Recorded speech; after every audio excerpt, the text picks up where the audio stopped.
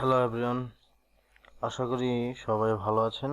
তো আজকে আমরা আমাদের জাভাস্ক্রিপ্ট লেসন 6 নিয়ে কাজ করব। তো আজকের এই লেসনে আমরা দেখব হচ্ছে জাভাস্ক্রিপ্ট ইফ এলস স্টেটমেন্ট একটা HTML ফর্মের মাধ্যমে। তো মূলত আমি আপনাদেরকে প্র্যাকটিক্যালি এটা করে দেখাচ্ছি, কারণ নর্মালি যদি আমি আপনাদেরকে ইফ এলস স্টেটমেন্ট ব্যবহার করে দেখাই বা দেখায় যে এটা কিভাবে ব্যবহার করতে হয়, তাহলে আপনারা দেখা যাবে যে অনেকেই কনফিউজড থাকবেন যে এটা আসলে কিভাবে ব্যবহার করবেন। সো এই কারণে আমি মূলত একটা HTML ফর্মের মাধ্যমে এটা ব্যবহার করছি। আর এটা ব্যবহারের জন্য আমি মূলত jQueryটাও লোড করে নিয়েছি। তো তাহলে চলুন শুরু করা যাক।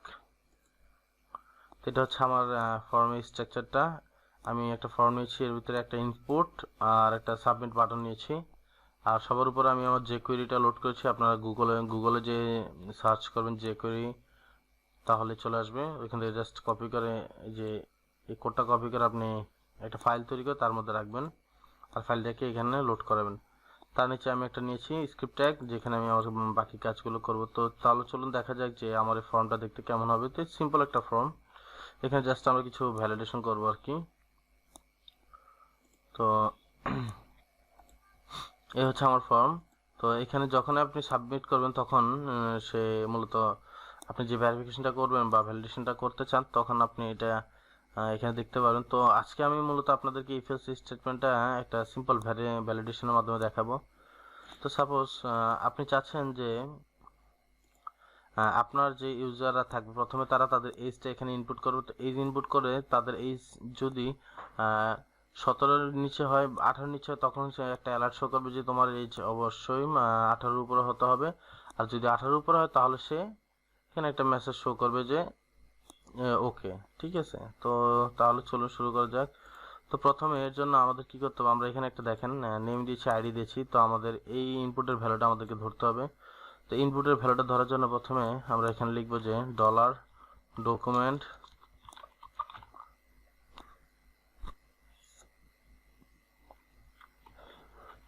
ডট রেডি ফাংশন দিবেন। ফাংশন দেওয়ার পরে ক্লোন দিবেন। তারপরে কি করব, সে প্রথমে কি করে চেক করবে যে এই যে আমরা যে ডকুমেন্টটা দিচ্ছি এটা রেডি আছে কিনা।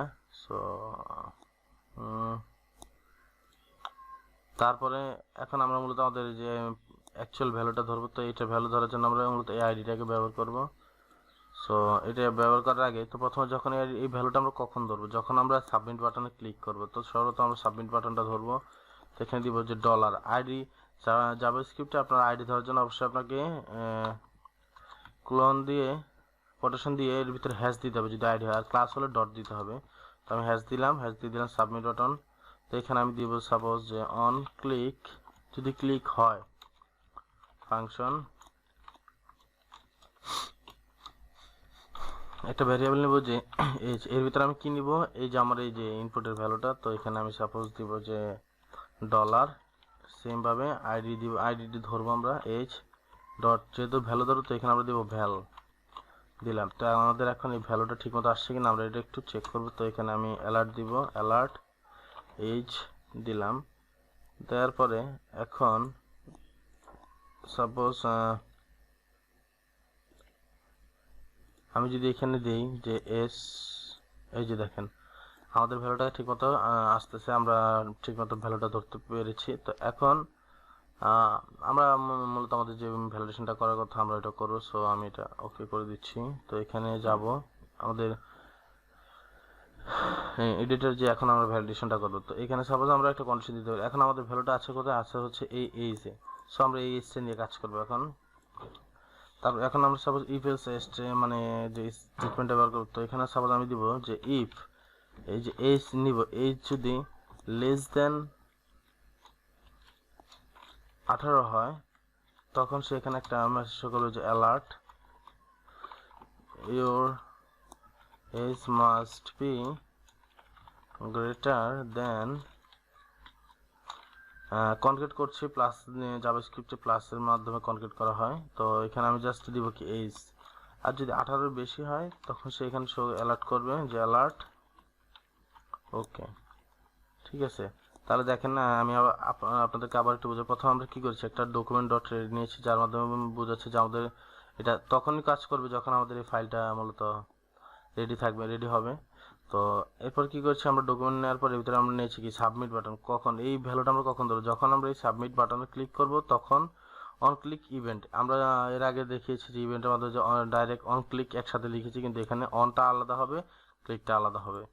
তো অন ক্লিক যখনই ক্লিক করবে, ক্লিক করার পরে কি করবে সে, এটা ক্লিক করলে তারপর প্রথমে ক্লিক করার পর আমরা কি করতেছি, আমরা এই যে ইনপুটটা আছে, এই যে ইনপুট, এই ইনপুটের ভ্যালুটা ধরতেছি কিভাবে, ডলার ডলার দেওয়ার পর ডলার দিয়েছি, তারপরে ফার্স্ট ব্র্যাকেট কোটেশন, সিঙ্গেল কোটেশনের ভিতরে হ্যাশ দিয়ে আমরা আইডিটাকে ধরেছি। তারপর গিয়েছি ডট ভ্যালের মাধ্যমে কি করছি, এটা জাভাস্ক্রিপ্টের প্রিডিফাইন্ড। তো ভ্যালুর মাধ্যমে জাস্ট কি করতেছি, ভ্যালুটা ধরতেছি। তো ভ্যালুটা ধরে আমরা প্রথম ভ্যালিডেশন করলাম যে এটা ঠিকমতো কাজ করছে কিনা, চেক করে নিয়েছি। এখন আমরা কি করব, জাস্ট আমাদের এই ইফ এলস স্টেটমেন্টটা আমরা ব্যবহার করব।